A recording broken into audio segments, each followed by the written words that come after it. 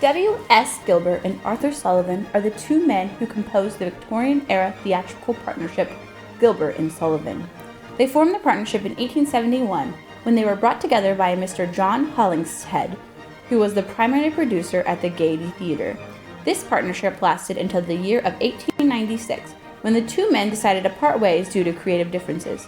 The combination of Arthur Sullivan's resourceful musicianship and sense of parody, combined with William Gilbert's satire and verbal ingenuity, was able to produce a total of 14 comic operas, many of which went on to be highly successful and well-known in respected circles.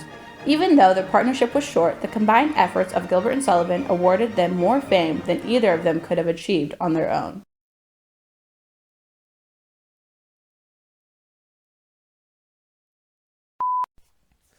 Arthur Sullivan was born May 13, 1842, in Lambeth, South London, England.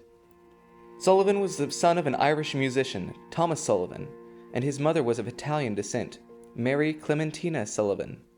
He was encouraged to pursue his musical talent from an early age and could play every instrument in the military band by the age of 8, due to his father's influence as an army bandmaster. He joined the choir of the Chapel Royal at the age of 12 and was frequently selected when solos are required.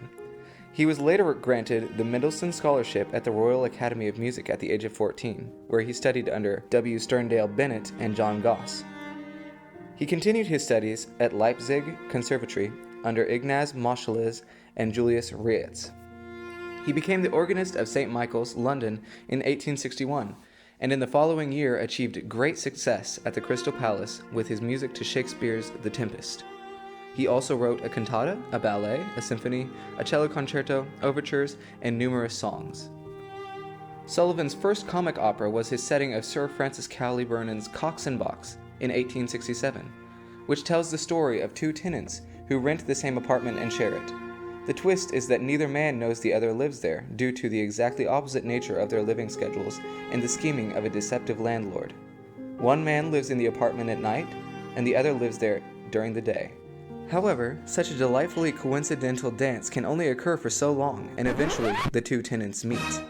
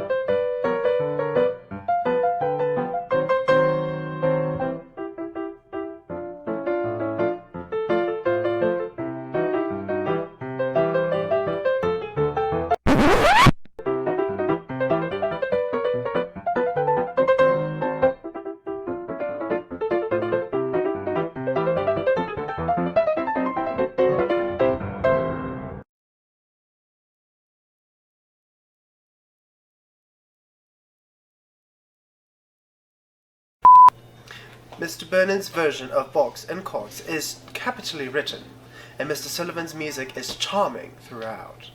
The faults of the piece, as it stands, are twain. Firstly, Mr. Burnham should have operatized the whole farce, condensing it, at the same time, into the smallest compass, consistent with an intelligible reading of the plot. Secondly, Mr. Sullivan's music is, in many places, too high a class for the grotesquely absurd plot to which it is wedded.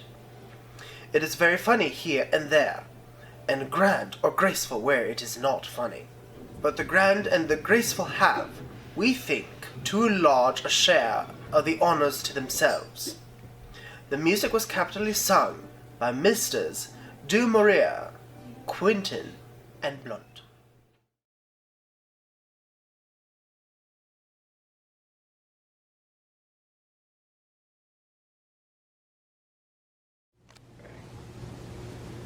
W.S. Gilbert was born on November 18, 1836, in London, England. He was the son of William and Annie Gilbert. William Gilbert was a brief naval surgeon and then later became a writer of novels. Later on, his son, that's the Gilbert that we're talking about, would illustrate some of his novels. His mother, Anne Gilbert, worked in an apothecary. William Gilbert did not have a close relationship with his parents.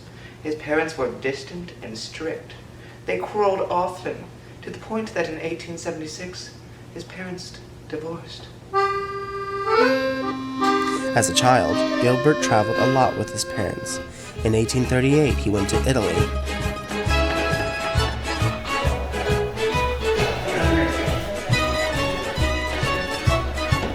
Oh, I have arrived in Italy. Such an exhausting trip. Alright, so now it's time for me to try authentic spaghetti. Then went to France for 2 years. He was educated in Boulogne, France, which he later kept his diary in French so that his servants could not read it. I did it again. They cannot understand what I wrote in my diary, because I wrote it in French, of course.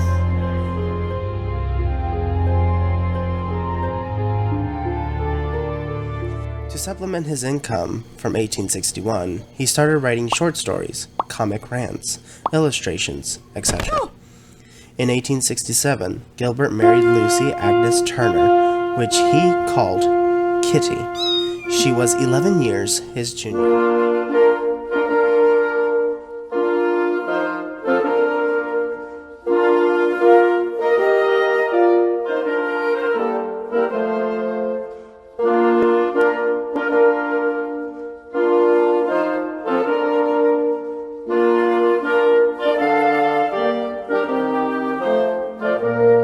If there's anybody that has a dispute with this marriage, please say so. Forever hold thou this peace. Don't do it! I hear none. I hereby join Mr. William Gilbert and Lucy Agnes Turner as husband and wife. You may now leave the building.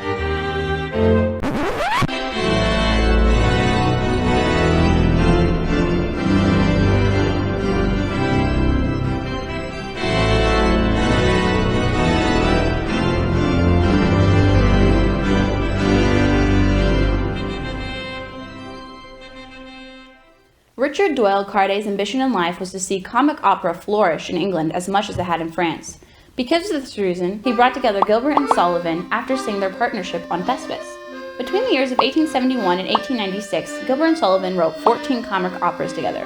The best known of these operas are H.M.S. Pinafore, The Pirates of Penzance, and Mikado. Gilbert wrote the words and Sullivan wrote the music. Cartier built the Savoy Theatre in 1881 specifically for Gilbert and Sullivan's collaborations. This theatre was the first one in the world to be entirely lit with electricity. Gilbert and Sullivan, although an amazing collaborative duo at comic operas, had many quarrels during their time together and didn't always get along.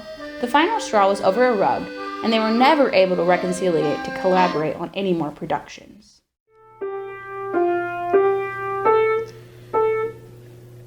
Oh, hello. Thespis was Gilbert and Sullivan's very first collaboration together. It was put together in a rush and it was severely under-rehearsed. It ran for 63 performances. The story is about a group of actors who climb Mount Olympus to find that the Greek gods have grown old and uncaring. The actors decide to take the Greek gods' place while the gods go down to mingle amongst the earthlings to get their prestige back. After a year, the gods return to Mount Olympus to realize that the actors have severely messed everything up. Jupiter, in his wrath, sends them back to Earth and curses them with an unpopular career where no one comes to see their performances. The HMS Pinafore, their fourth work together and their first great success, ran for 571 performances. It tells the story of star-crossed lovers who confess their love to each other on the HMS Pinafore. And when they try to run away to be married, her father catches them and doesn't want to allow it because the man, Ralph, she's trying to run away with, is poor and unimportant.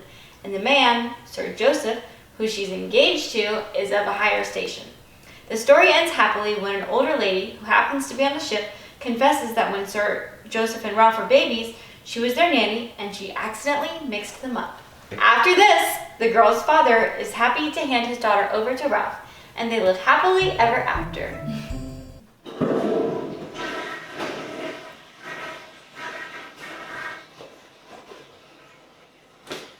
Since its premiere in 1885 at the Savoy Theatre in London, the Mikado, or the town of Titipu, has become one of the most performed pieces of musical theatre in history.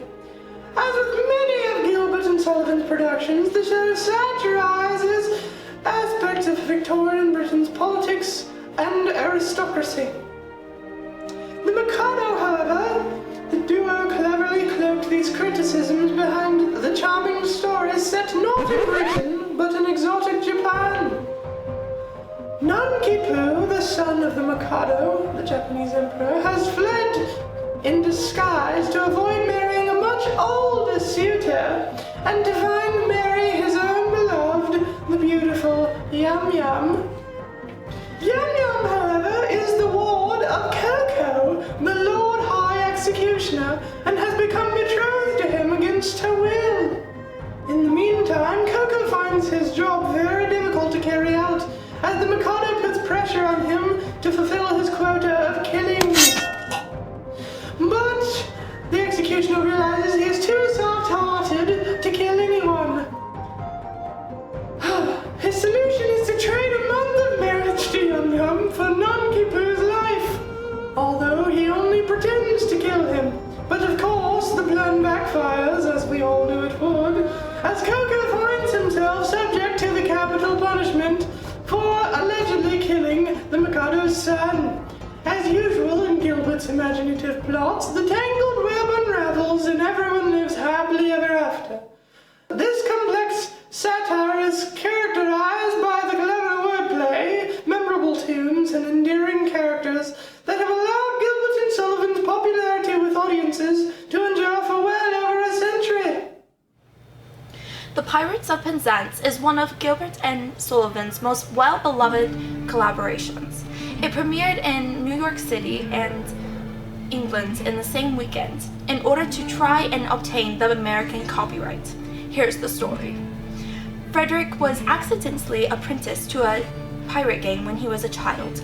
They are truly harmless pirates because they will not attack any of the orphans, since they are all orphans themselves. This made everyone they tried to rob claim that they were orphans, so that the pirates would leave them alone. On Frederick's 21st birthday, he tries to leave and marry his love, Mabel, but he soon realizes that since his birthday is on February 29th, that he's only actually served 5 years on the ship and not 21. He gives himself back to the pirates, only to be captured by the police soon after. But since the pirates hadn't actually done anything wrong, they were soon set free, and Frederick was able to marry his love, Mabel.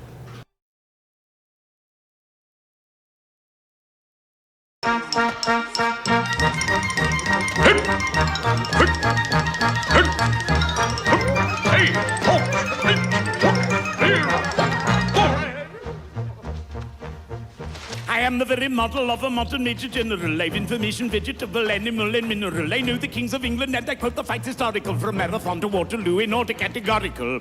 I'm very well acquainted too with matters mathematical. I understand equations both are simple and quadratical. About binomial theorem, I'm teeming with a lot of news.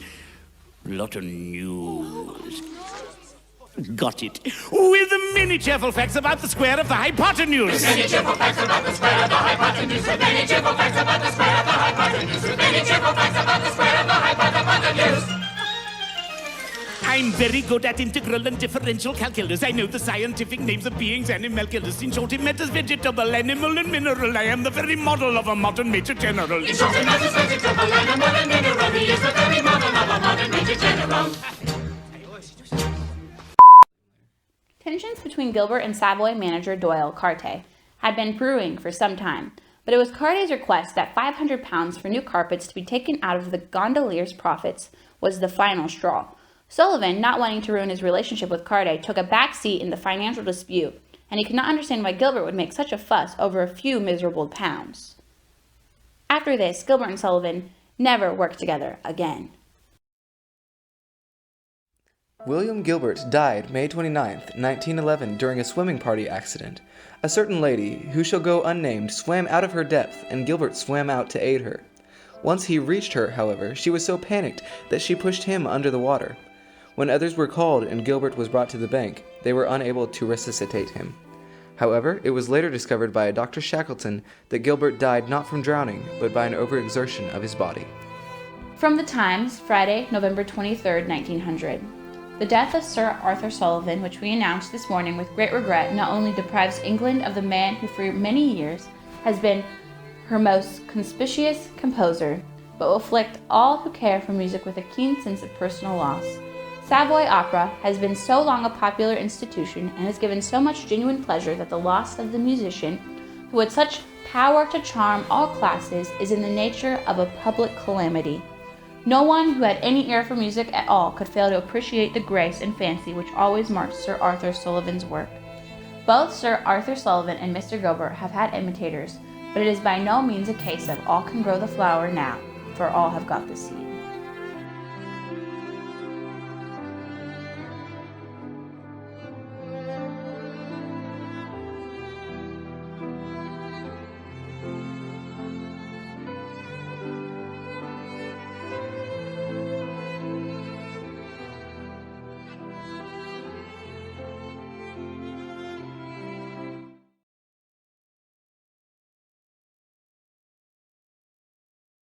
Assistant within Construction? Maybe we should do it in the chapel. Okay, darling. Wait, she didn't cut it. Firstly, Mr. Bernard should have operatized what's so funny. You lost your English accent. So what you need to do, don't... It was put together in a rush and was severely under-rehearsed.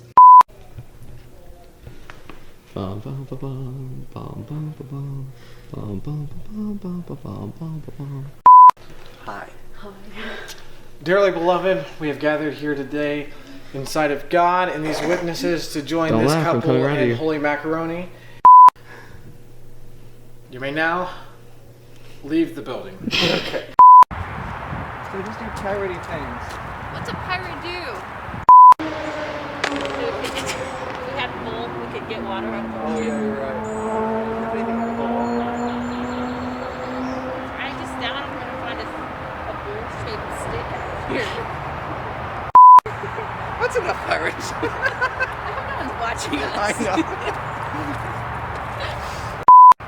And go. I don't know the words.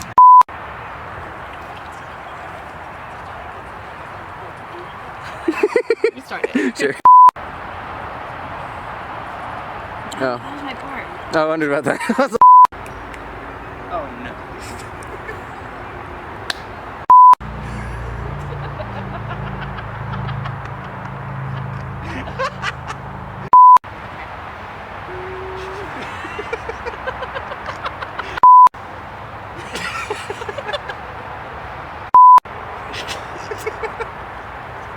I feel like I'm shorter than you. I should be taller because I'm Frederick. Okay.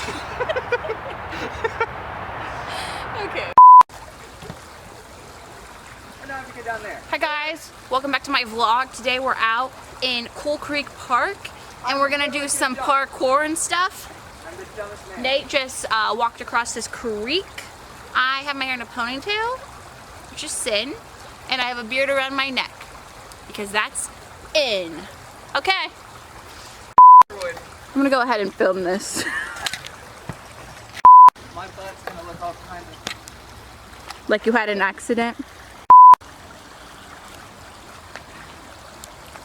Too bad you didn't fall. That would have been fun. I hate this wig with a passion. The spider webs in here. Should have gotten like a bottle, but that would have been the appearance of evil. We don't do that. This whole video is the appearance of evil.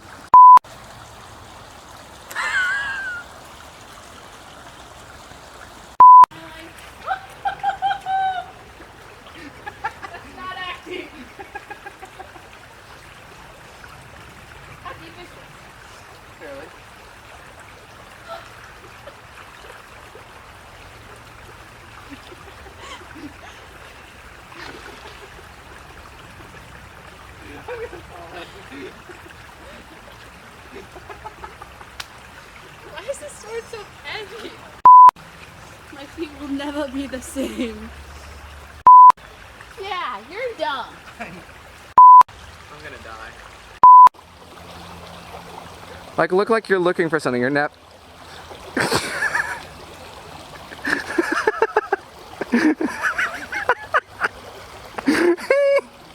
Arthur Sullivan! Hi! I have a solo for you to do. Yes, you. Yeah, it's gonna be this one. This looks like a really good one. Okay, let's redo that. You want me to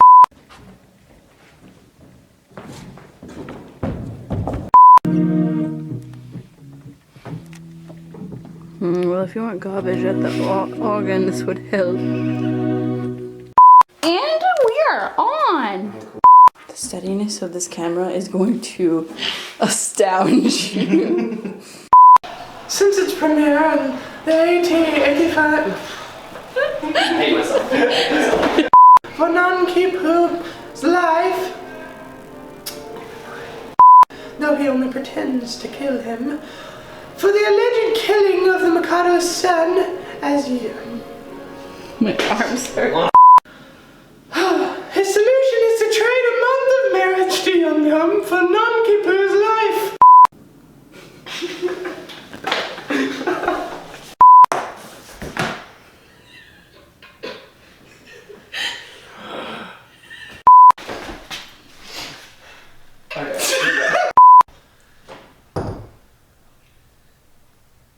Yeah.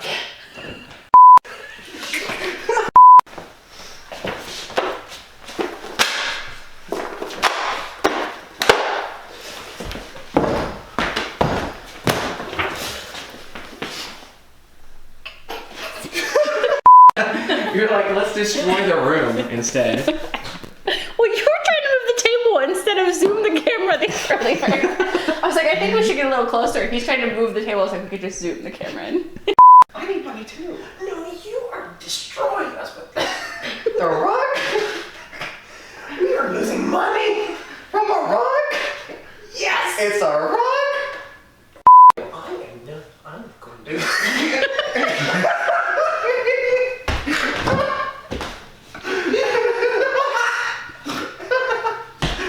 It is done.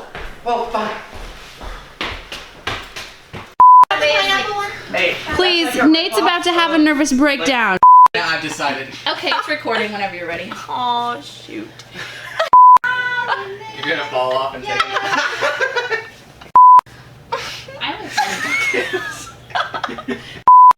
I'm just stalling. Oh my word. It's been recording for a minute now. His hair is sticking out his eyes. Oh. Huh? Not. Oh my word. Maybe I'll just go home after church tonight. Oh my goodness. To marry Mabel. Sorry, that's right. Why did I have to rhyme? Shoot, she didn't use any period, so I have to think where the beginning of the sentence is. Okay, we get it. I didn't use any grammar. Oh my, we're trying to get happy? at that really tiger good. petting. It's a lie. Close-up shot. Take a look. And it's a wrap.